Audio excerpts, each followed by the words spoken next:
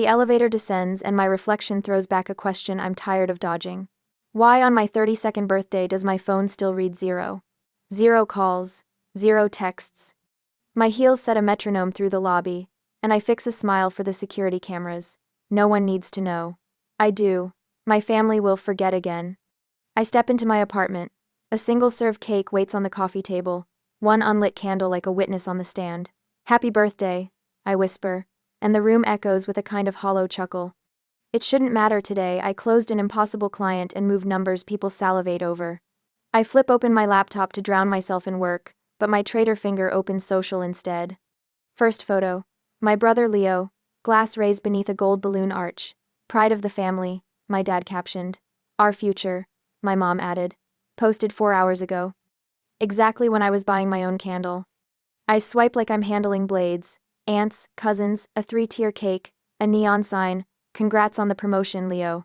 I want to believe it's bad timing, but the mold is old. At 11, candles puddling while they didn't make it back from his tournament. At 17, shipped to grandma's during my birthday weekend while they toured a college with him. My graduation dinner eclipsed by his engagement announcement. The pattern never fails. I'm the trimmings you scrape off the cutting board. My phone buzzes. Mom. A stupid spark of hope warms my thumbs. I answer. Sweetheart, can you handle centerpieces for Leo's anniversary? You're so good with details. I stare at the wall as if she's on the other side of it. Today was my birthday, I say. A pause. Oh honey, with all the excitement we forgot. What a tidy word for such a practiced habit. I hang up. An email pings. Performance bonus approved. The number raises goosebumps. I think about clearing debt. I think about breathing. I think, wickedly, about buying something nobody can take from me. That's when the crack opens. By accident, blessed accident, Mom adds me to a family group chat I didn't know existed. The messages sit there, waiting for anyone brave enough to read. Quinn should contribute big for Leo's anniversary. At least 10K, Dad wrote. Quinn with 1 N. She just got a bonus, Mom replied. About time she supports the family. I inhale. It doesn't hurt anymore, it burns. At the office, Nora pokes in. Your brother's asking for Westlake's CMO. Says it's urgent. 3rd time this month. Contacts I built with insomnia, breakfasts, and shaky handshakes. Family helping family, I murmur, and it tastes like iron. My boss steps in, leaves a folder. You lifted the quarter by 39%. That bonus is light for the weight you carried. I nod. At home, that number has a different name, duty. Saturday night, lakefront mansion, roast and florist air. Dad pours scotch. Mom fluffs petals. Leo smiles like a magazine cover. Dessert lands. Dad taps his spoon to cup. Let's discuss your contribution. Heads turn. Mine finally turns toward me. I'm not paying a cent. Dad's stare drops like a gavel. Excuse me? I won't fund a party that celebrates the habit of forgetting me. The silence isn't empty. It's overture. My phone lights up. Unknown number. One-line text that slices through me. If you want revenge without getting dirty, come alone tomorrow at 10. I'll show you how. I scan the room, no one saw it. I lock the screen, cradle my coffee cup with steady hands, and make a single decision. Tomorrow, I arrive first. The next morning, the city feels different, like it knows a secret I haven't earned yet. My phone still shows that cryptic message, glowing on the screen like a dare. If you want revenge without getting dirty, come alone tomorrow at 10. No name, no clue. Just an invitation to a crossroads. I dress carefully, not in my usual business armor, but in jeans and a plain sweater, neutral, invisible. Outside, the streets blur as I drive, every red light pulsing like a warning. By the time I pull into the small downtown cafe listed in the message, my pulse beats faster than the turn signal. Inside, sunlight slants across scratched wooden tables. A man in his 60s, graying hair pulled back, waves me over. His suit is sharp but worn at the edges, like him. He doesn't bother with pleasantries. You don't know me, Quinn, but I know your family, more than they'd want you to. I freeze. Who are you? He leans in. Let's just say I used to work for your father. Accounting. Numbers tell stories, Quinn, and your father made sure the story of your life was always edited out. He slides a thin folder across the table. Inside, receipts, deposits, wires. Tens of thousands funneled quietly toward Leo tuition, cars, his first apartment, all listed under family expenses. My name never appears. My throat dries. Why show me this? He smiles without joy. Because you deserve to see the truth. And because exposing it won't come from me, it has to come from you. I sit back, folder heavy in my lap. Each page feels like confirmation of a lifetime suspicion, ink on paper for every empty candle, every overshadowed achievement. He adds one more sheet, a guest list for Leo's upcoming anniversary gala, complete with corporate sponsors and local press. Perfect stage, he says. You don't need to scream, just show the truth and they'll implode on their own. I picture it, the chandeliers, the smug laughter, my family basking in Leo's spotlight until the documents surface, projected for every guest to see. The image almost makes me smile.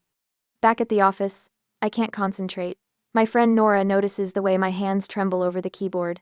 What's going on with you? I shut the folder inside my drawer. I found out why my family never had money for me. Turns out, I was financing Leo my whole life. Her mouth drops. Are you serious? Serious enough that I could ruin their reputation in 10 minutes. She leans closer. And are you going to? I don't answer. Instead, I pull up an email draft, staring at the blank subject line. Evidence ready, waiting. My finger hovers. Send to press, send to sponsors, or keep it locked away.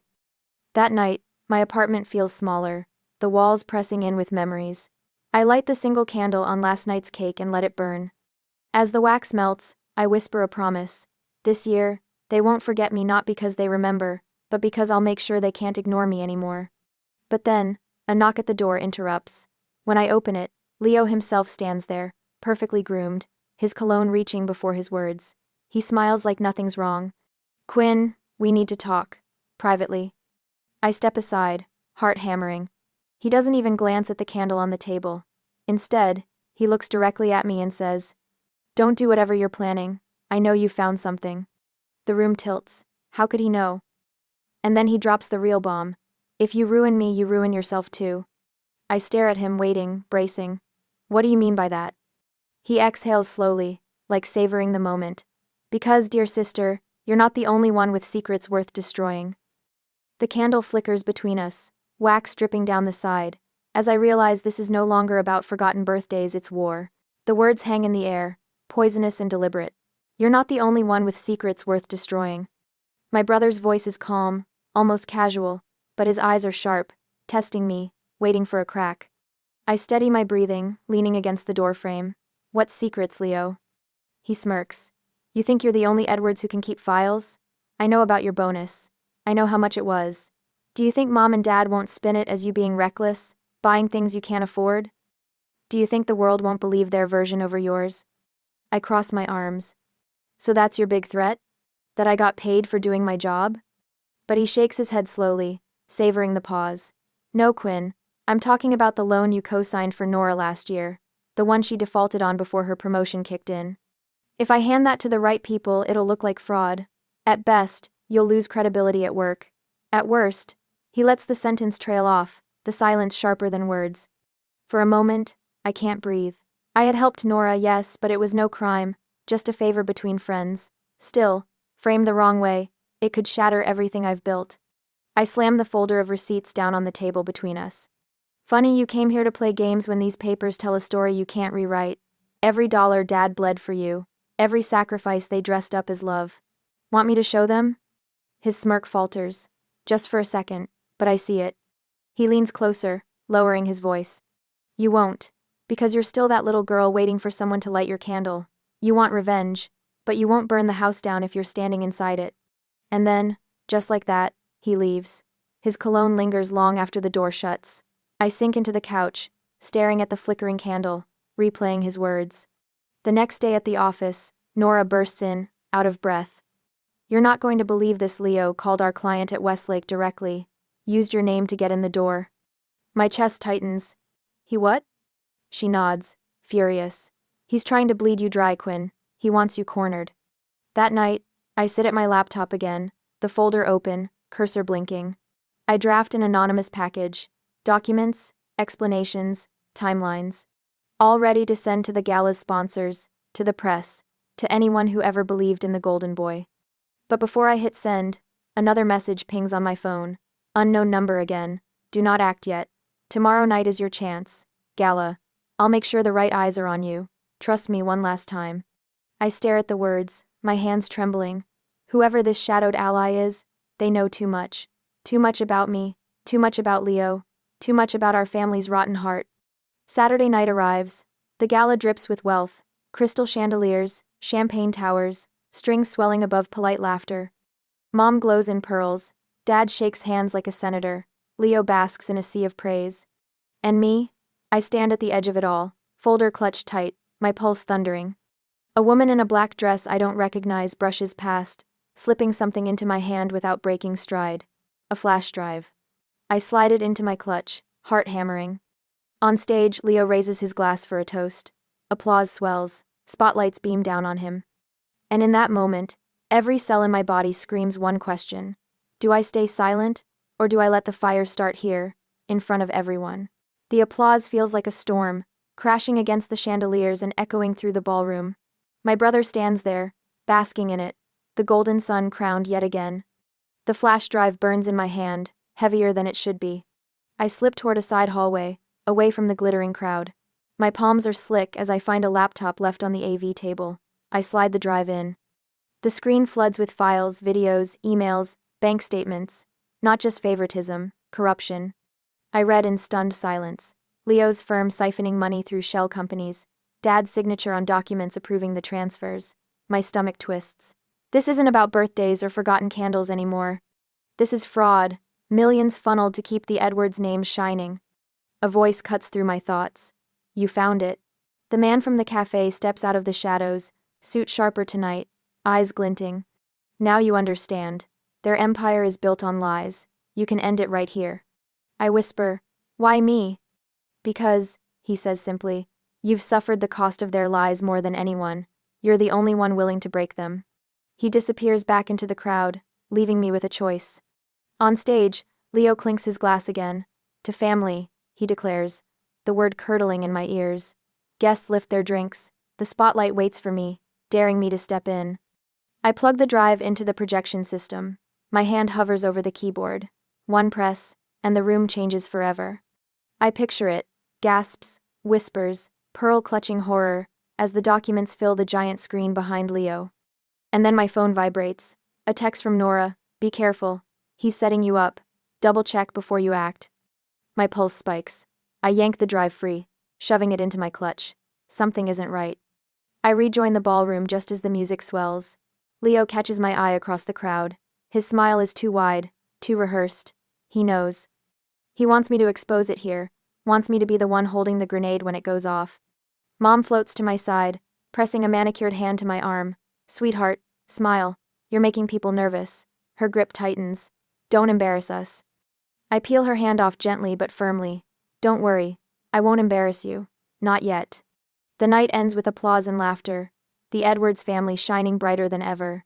I slip out into the cold air, heart pounding, clutch heavier with every step. At home, I open the files again, this time carefully. Buried among them is proof, not just favoritism, not just fraud and account under my name, opened without my knowledge, used to move money. If I'd exposed it at the gala, the headlines would have read Quinn Edwards, Cotton Family Scandal. My knees give way. I sit on the floor, folder and drive scattered around me. They didn't just ignore me. They used me, made me the scapegoat before I even had a chance to fight. The clock strikes midnight. My phone buzzes once more. The same unknown number. Now you see. Tomorrow, we finish this. Alone. 9 a.m. Pier 17. I stare at the message, rage boiling hot and clean. This isn't revenge anymore, it's survival. Tomorrow, either I burn them down, or they bury me for good. The pier smells of salt. Dawn is a pale bruise. I stand with the folder clutched to my chest, paper heavy as memory. The unknown number told me to come alone. I came alone. Footsteps approach. Nora emerges from the mist, tired and fierce. You didn't think I'd let you walk into a trap, she says. Beside her, the suited man from the Cafe Harris watches like someone waiting for a verdict. We sit on a bench facing the harbor. Nora slides a phone across. Recordings, timestamps, confirmations. You wanted proof, she says. I wanted to protect you. She'd traced transfers, called favors, lined up a lawyer. She had made my gamble survivable. Harris explains the ledger. Emails where my father labels payments temporary support. Invoices routed through shell companies. Accounts opened in my name without consent. Each entry is a cut, but also confirmation. This isn't negligence, it's a pattern of concealment. We plan carefully. First, legal motions to freeze accounts and remove any fraudulent ties to my name.